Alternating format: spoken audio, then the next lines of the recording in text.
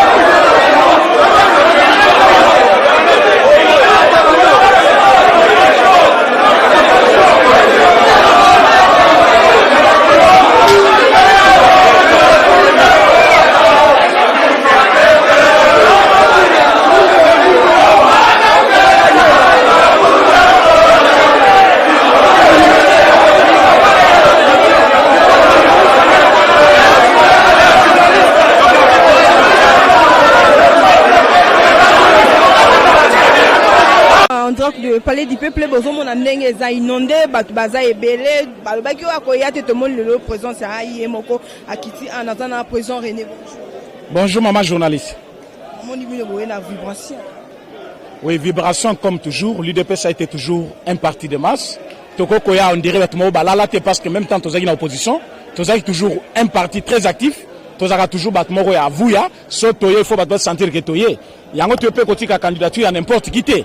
C'est la candidature qui est choisie et reconnue par les partis. Ce qui est exécutif, il y a parti, c'est-à-dire, ils vont reconnaître l'unique personne où on a comme candidat Nabiso. Voilà pourquoi Toye, avec vivacité, comme toujours, parce que l'UDPS c'est un parti de masse, ce qui Toye, il faut que Toye. Donc, dès Toye, Toye, Mobimba, Nanyeso. Qui vient depuis 10 heures en haut, beaucoup de Mikasiko, Ezaki Kassimi. Toye Kassiko, parce que chef Fakota a vanté, chef Fakota a prêt. Non, non, président Kaboun n'a pas un concurrent.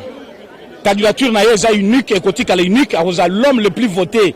Il y a élection au bureau. Il faut que parmi tout aligner candidature nabango, s'il y aura un député le plus élu, ou à perchoir, c'est président Jean-Marc Kaboun. Voilà pourquoi il ne fallait pas y avoir comme tous les enfants, à Souka, pour montrer qu'il est le plus humain. Et Oyawa, n'a parlé du peuple banda Oyaki. Depuis on a parlé du peuple, est-ce que Batoué. Mais tant qu'on a eu battu belé, Mazo postulé n'a pas vice-président de l'Assemblée nationale. Mais tant qu'on a placé Batouazé belé. Ce qui montre que c'est un homme aimé de tous et parti naïe, Azan commet d'accord avec lui. Et nous, collectif de parlementaires debout, Oyo, Cordon Abisso, à mon amitié parce que Azaki est un peu empêché, mais tous les présidents sont là, vous voyez même les doyens, ils sont là pour montrer que non, nous sommes d'un commun d'accord avec candidature naïe, tu veux soutenir candidat Nabisso, il y a parti UDPS. Ce qui veut dire qu'il va gagner et avec beaucoup de voix.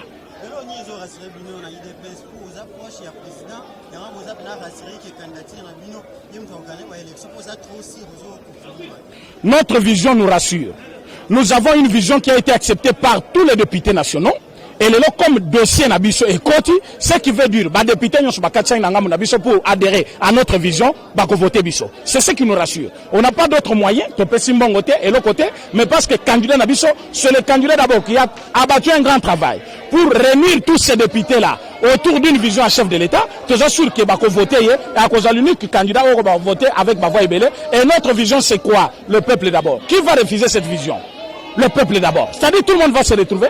Ozala Mungala, Mokongo, Moluba, Moussaïl, tu vas te retrouver. Alors tous les députés, bazali ba représentants, il y a peuple. Ceux qui vision ils pona. Satisfaction il y a peuple. Nana ko ba voter. Voilà pourquoi il doit être au perchoir. Au mon absence naïe. Quelques mois na perchoir et assemblée, au mon assemblée ezangi valeur nango. Les leçons mon makamose mais l'assemblée en absence naïe, ça montre qu'il manquait une personne active plutôt. Mais tant que Jean-Marc Kazala qui wana na niveau ya perchoir, bomona ki makamoze kotambola malam. Voilà pourquoi aujourd'hui, il nous revient pour accompagner la vision du chef et comme la vision du chef sera respectée parce que Bobo Sanaté, le président chef de l'État présente un programme. Mais pour que le programme n'aille soit exécuté par le gouvernement, il faut un accompagnateur. Et accompagnateur, il y a l'Assemblée nationale. C'est l'Assemblée nationale qui effectue les contrôles parlementaires. Dès lors que le contrôle parlementaire est bafoué, vision chef de l'État est causé à la piétiner. Voilà pourquoi, dès lors que perchoir est causé à la battue à malam, vision chef de l'État est causé à l'exécuter et makamekota à la malam. C'est ça notre souhait. Voilà pourquoi nous sommes venus l'accompagner pour que la vision du chef soit exécutée à la lettre pour la satisfaction du peuple congolais. Nous avons le soutien du chef de l'État parce que tant au chef de l'État Koutanaki, Naba députés nationaux, Ayebisaki Bango, l'union sacrée, vous allez voter un candidat que je vais aligner. Ce qui veut dire, candidat président, candidat vice-président, Bazali ma candidat au chef de l'État et Mogo aligné. Donc, ce mon Jean-Marc Kabounda il faut répondre à poser une candidature naïe, Azali en commun d'accord avec le chef de l'État. Oui. Ok, merci président René. Après l'élection, il y a Mokolo ya mercredi, il y a des résultats et Kobimato, c'est la soutenue pour tout le monde qui présente, il y a Kokonyang qui fait la Mokolo ya lobby pas Kokonyang azo miko saliboma. N'a pas voté Kokonyang. Kokonyang na parti na bango bazala ba député boni. Bon, nous sommes en démocratie, à déposer candidature naïe. Donc comment on a juste à la fin, boni bako voter, boni bako voter été. Mais pour Nabiso, nous sommes rassurés que le président Jean-Marc Kaboun a collé avec plus de voix que tous les députés et tous a déjà sûr na Ilokwana. Mais après l'élection, il y a bureau définitif, bon on a gouvernement. Tokozana comme premier ministre. Lelo batutu baibike l'ancien premier ministre Ilunga Ilunkamba malgré bagréma sur Sali, il a déposé. Comme il a déposé, désormais après vote, il y a un nouveau gouvernement, un nouveau bureau, un nouveau premier ministre, c'est le Congo qui gagne. Alors en ce moment-là, nous avons une bonne nouvelle manière de gouvernance où le Congo a profité de la vision chef de l'État. Vision chef de l'État, c'est qui malam. Mais Banan, il ne fallait pas exécuter Yango. Non, c'est un incompétent. Assemblée nationale, non. Bazaki na volonté politique. Ministre, non. Bazaki ba inexpérimenté. Maintenant, nous voulons un nouveau gouvernement, une nouvelle gouvernance, un nouveau bureau définitif. Alors là, vision chef de l'État, vous allez exécuter et le peuple congolais a se retrouver. Comme il a vu sur la sous comme le président René Tozo de la Gana Mukolo à mercredi, il faut assurer que Banamboka Makambo paye bien. Quand tout le monde a fait que pouvoir et Nangambu Yandenge et pas Congolais, Ndenge Boloba, quand tout le monde a marambé ça Makito. Non, Ngambo Nabiso Zagangambo Akimia. UDPS a lutté pendant 37 ans. Et lutte Nabiso Zaki lutte à non-violence. Tant aux Zaki qualité, Zaki pour que le peuple congolais se retrouve et Zaki pour toucher des ordres. Les lois, une fois au pouvoir, nous avons eu, moi, Kokoso, à cause de Balien Nabiso, au Bazaki n'a une mauvaise foi délibérée, il y a qu'au déranger vision chef de l'État. Dès lors que tu Bengani Bango, tu Tikalibisomoko, Nakati à gouvernance, tu Koletsaba Congolais, nous n'avons pas fait l'opposition en vain. Tout ça qui est opposition pour satisfaire le peuple et le peuple va se retrouver. Le peuple va se retrouver, vision et chef de l'État, vous allez exécuter à la lettre. Dès lors que vision et vous allez exécuter, Moutounion va se retrouver. Mais ce qui est landi batoyo, tout ça qui n'a pas liboso, bazaki na idée à quoi des chefs de l'État. Voilà pourquoi Magamouita Molaki Malamouté. Batba espérer que l'UDPS au pouvoir, c'est le changement. Le chef de l'État lui-même l'avait prédit. Il a dit, d'ici la fin de mon mandat, vous aurez un Congo nouveau. Les nouveaux Congo commencent aujourd'hui, comme il nous a déposé. Fini les Kabylie, au revoir Ilunga Yunkamba, au revoir Kabila, au revoir mes gestions, au revoir une corruption. Maintenant, c'est la bonne gouvernance qui commence. Au revoir, on a bien été pas par Missous Bazan quand tu as union sacrée. Maman, union sacrée, c'est la vision chef de l'État. Ceux qui nous donnent une vision chef de l'État, avec l'idée qu'on contredire, c'est là Makale Gofungama Ponaï.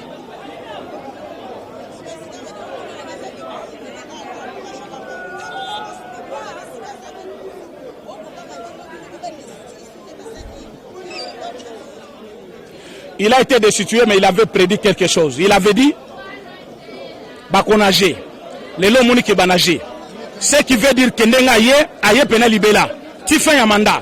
Parce que cette fois-ci, nous avons une majorité de l'Union sacrée. Et cette majorité va accompagner bureau et bureau définitif jusqu'à la fin de la vision chef de l'État, jusqu'à deuxième mandat, troisième mandat, quatrième et cinquième mandat.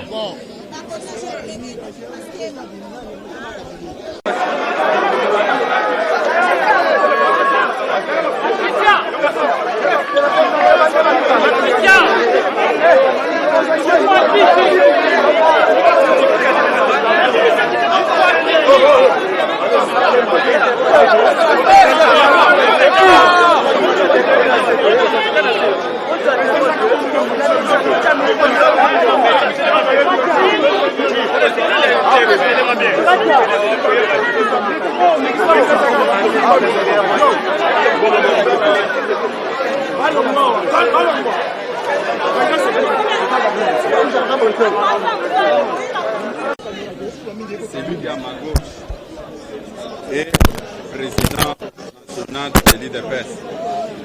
En même temps, il est député national. Il allait déposer sa candidature et l'investiture au poste du premier vice-président de l'Assemblée nationale. Nous, de sa famille politique, nous étions obligés de venir déposer sa candidature. C'est ce que nous venons de faire maintenant. Il ne s'est pas improvisé puisqu'il est président de l'UDPS, mais c'est le parti qui est venu déposer sa candidature pour les comptes de sa famille politique qui est l'Union pour la démocratie et le progrès social. Monsieur le Président, est-ce que vous serez content de Nous avons déposé la candidature. déposer sa candidature. Mais toutefois, nous sommes de l'Union sacrée. Président Lingala, bande kwa Lingala, bamoni bino boye ko déposer candidature à bino, réaction à bino ezali. C'est par respect que nakoyanola yo. Mais mingi bopesa kabiso ba exercice double. Ngana uti koloba. Soki boye baka que il faut koloba na Lingala, il faut commencer à Lingala. Mais toutefois nako répondre bino pona ko sepel sabino. Biso bana ya IDPS oyo toza kosangana na kati ya plateforme vision oyo mokonzi ya mboka oyo tobengi Union Sacrée nde toye kodepose dossier todepose candidature ya mwana mboka Jean-Marc Kabund po baloba te ke lokola ye aza député asali na makasi pona kotia kombo na ye. Non, biso bato a famille politique na ye nde toye ko déposer candidature na ye aw yango na yebisaki ba combattant que en tant que secrétaire général nako kende nga moko te il faut to kende kotika candidature ya mwana ya IDPS aw totiki yango te ke pona président ya parti. Non, totiki yango pour aza député élu sur la liste de l'IDPS biso comme IDPS nde toye ko déposer candidature na ye na o etikali Koko senga bino bo accompagner biso mukolo ya vote pona ata toza na droit ya ko voter te mais to soutenir ye to battre campagne pona élection na ye comme premier vice-président de l'Assemblée nationale. Nakanisi muke nazaki nango akoyebisa bino yango wana botika.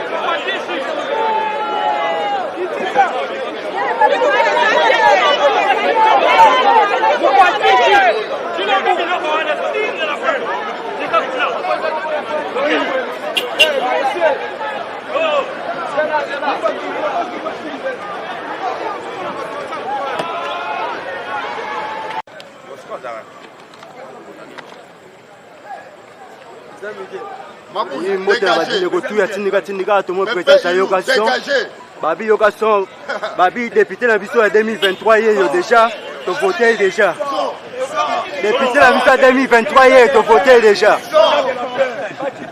l'ambassadeur de la paix Babi azo mérité kozala vraiment député na 2023 pour musala sali vraiment y aura son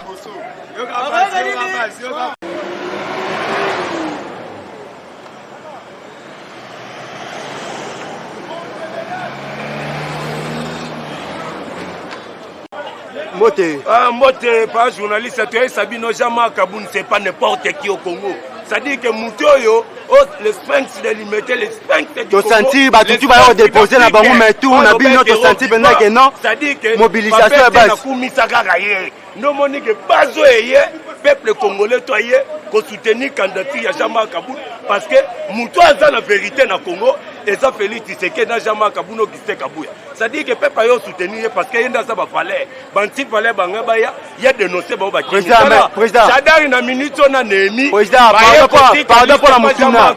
Pardon pour la Mutuna, tu auras eu que Papa Mbosso a candidat à l'Union Sacrée, mais tout le monde était banat aux élèves à déposer tout le monde. Déjà, hier soir, ça dit Papa Mbosso a l'axi va falloir. À ça, la moussala pour le peuple congolais, pour le bien-être et la population congolaise. Tous à la bien, ça dit même Bisso. Tout soutenir candidature, il y a Mbosso Kodia, Wapouanga, ça dit que IDPS, peuple congolais, tu soutenir. Tu boyi baba vu pe anti-valeur. Il y a FCC, on peut te sengina président Fati, bah tu FCC bah on va commettre qui va crime. Bah chaleur tu autant, ça dit qu'il faut pas répondre à la justice. Bah tu vas bomi bah tu n'emboko yo. Bah qu'on pardon te. Ça dit que bah bomi bah tu vas circuler librement te. Pe na ba TV ba le kabalo ba n'importe quoi. Gestion na bango pendant 18 ans. On va mettre mboka oyo. Na kao ba tondia te le côté. Bah parvenir que les capeti na TV baloba. Ça dit que opposition au biso to tindiki bango. Bozo promettre bana mboka gouvernement ya union sacrée to za la décider peuple congolais za la décider. En tout cas monsieur journaliste peuple congolais tout ça derrière Fati Béton, Jean-Marc Kabunda Kaboun du gouvernement d'union sacrée oyo lobby et ça qui a mité na Félix Tshisekedi. Même ata biso bazo ya Félix Tshisekedi pe ya Jean-Marc Kaboun pour Justin Kabouya. Tokotika ba ventirité. Oyibi osali blagi comme on est en prison. Parce que tu banda koyo luka ba ministre na banda kuna bango cette fois-ci mutako yiba biloko ya peuple congolais mbongo ya l'état zate. O meki biso mo bazi toi na sima pas journaliste. Président Amisi, bonjour président. Bonjour. Toi la bitumbo musika. Bien entendu hein. Ba yebi quoi. Comment on a bien sous quoi composer candidature. En tout cas, c'est Ngozali parce que le rôle d'un parti politique, c'est de conquérir le pouvoir et de le garder le plus longtemps possible. Nous sommes dans cette logique parce que nous devons répondre positivement aux aspirations de notre peuple. Quoi qu'il en soit, quoi qu'il en coûte, quels que soient les pesanteurs, nous serons là, toujours à la première ligne, défendre la volonté de notre peuple. Et voilà, nous y sommes. C'est le premier ministre, tout le monde premier ministre a quoi l'élection est mercredi, tous sur la base. Oui, ça va qu'on m'a basé la nuit. Oui. Papa le baki le peuple. Bakongomani baye bakelelo par la volonté des politiques, surtout ba député, to bengani ba tozo bengana ka to ana seria ko bengana ba médiocre. To bandaki na mabunda akei, to bengani nani ilunkamba akei. Na mikolezali koya bakozwa bureau responsable. Bureau responsable, ça veut dire Jean-Marc Kabunda Kaboun, premier vice-président de l'Assemblée nationale, Mbosso Kodian Kwanga, le président de l'Assemblée nationale, et la suite, l'Union sacrée, Ezali porteur, il y a vision où Ezala qui est incarné par le président de la République, et quoi qu'il en soit, Eko Simba, parce qu'on n'a plus droit à l'erreur. Des soutiens qui président Aïe Jean-Marc Kaboun, est-ce que c'est valable de locaux opposés sous l'Assemblée nationale? C'était la méchanceté des gens. Parce que si nous avons quelqu'un qui se donne le courage de dénoncer le mal au sein d'une organisation, c'est quelqu'un à abattre. C'est ce qu'ils ont fait. Donc Kaboun était devenu comme un ami gênant. Alors c'était important pour eux de dégager. Mais il a dit ils doivent éviter de nager. Et comme il a refusé qu'il va nager, il y a faire nager. Et donc pour nous, c'est une joie, c'est une détermination. Et donc rien que ça, par la volonté du peuple congolais, nous serons les esclaves de toutes les actions.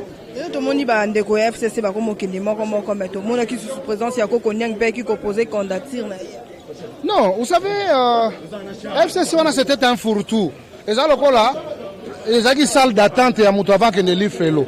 Mais les lois batebele ba bongwani mais ko bongwana na bango to yebi ba génération baleki ba musu bazaki na Mobutu basali na Kabila 1 basali na Kabila les 2 bazai sous ne loko ba kopesa ba congolais.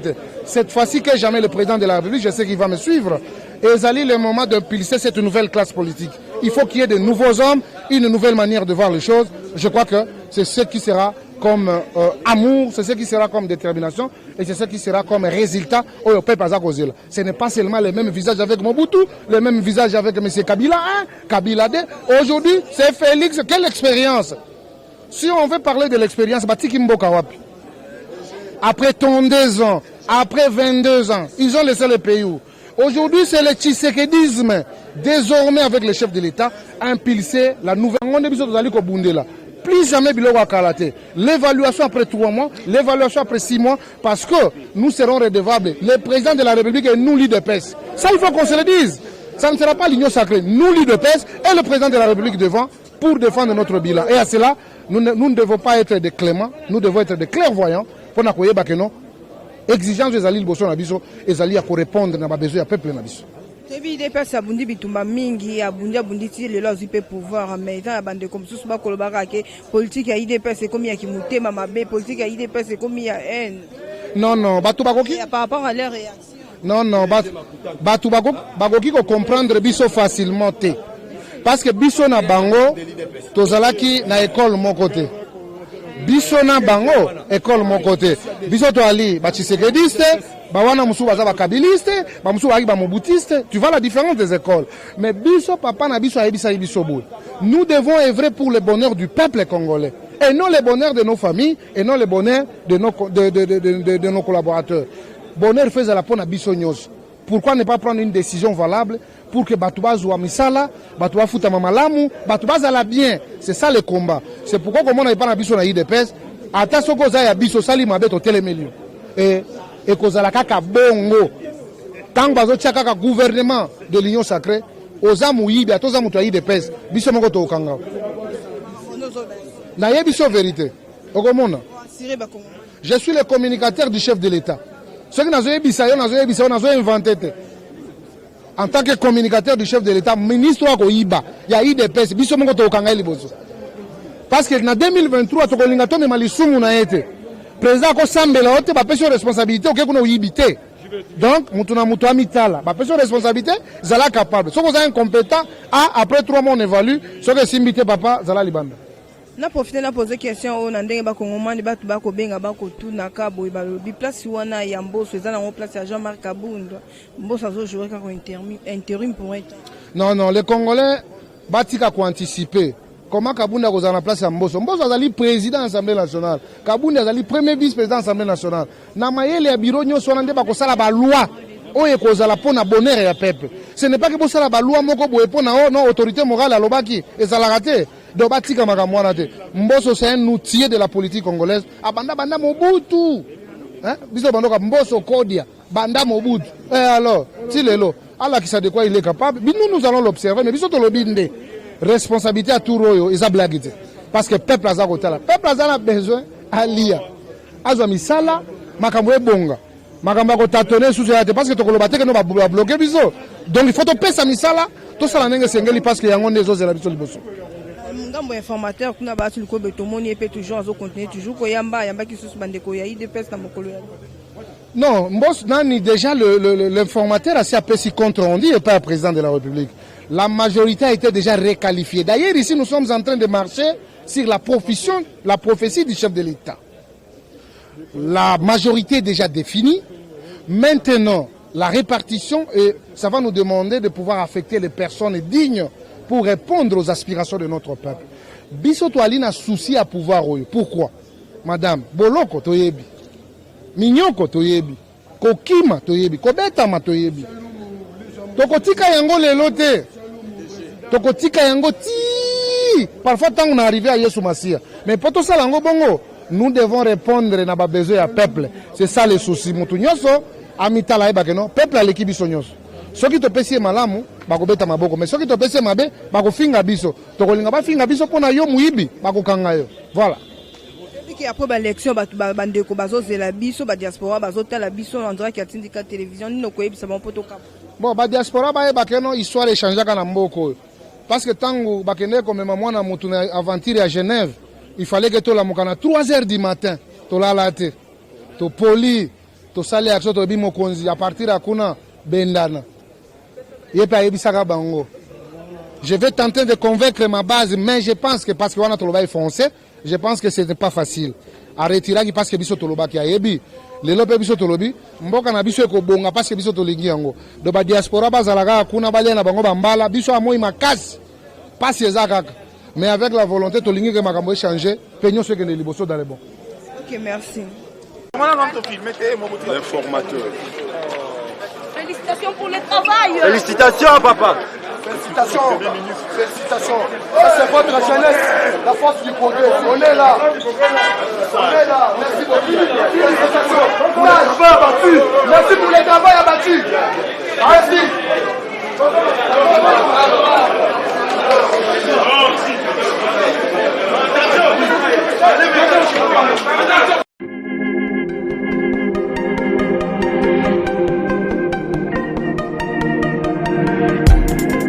Alors, après 25 ans d'expérience, eh oui, de 1995 jusqu'à ce jour, Elton Store, l'unique shop congolais de Londres, la Grande-Bretagne, où il est Londres, et ça lui cause la fierté à la communauté nabiso, et surtout, il y a un homme d'affaires congolais sérieux dans la diaspora. Oh yes, yes, yes, yes. C'est créé Elton Store et Zali Kakamoko, le sérieux, accueil, na service qui toque na ba client naïe. Avec ma produit naïe, où il y a première classe, il y a qualité supérieure. Oh, il y a ma bombe à Elton Store. Oh yes, mon crime bimbe yeba. Ma maman à Londres va confirmer. Elton Store, c'est le berceau de produits cosmétiques. Il y a solo produits originaux. Et yes, les alipes berceau de produits alimentaires, naturels et organiques. Au travers de nos produits cosmétiques, Elton Store détient le secret. Secret ya solo, où ya poso ya maman moi c'est qui toko. Poso ya moi so penza basali kolula, poso ya moi so mobala kotala ya lembate. Poso so ko tamboli masanga sima. Eh oui, yango ne ba produit so te kamana kati Elton Store. La ba produit alimentaire, où ya Elton Store, yango de secret ya cuisine ya maman congolaise. Eh oui, nyonso ko so penza mobali na yo ezali. Pondu, matembele, ngai, ndole, fumbwa, ndunda, bilembwe, oyo nyonso penza, oyo kobonga pona cuisine na ezali. Oh yes, yes, yes. Olingi mobali na yo asepela na yo libela na libela. Olingi mobali na yo atalaka yo lokola mwasi azali kolula sika. Oh yes. Olingi mobali na sisa biloko nyonso tielaka ye na mesa. Secret zali kaka moko. Elton Store.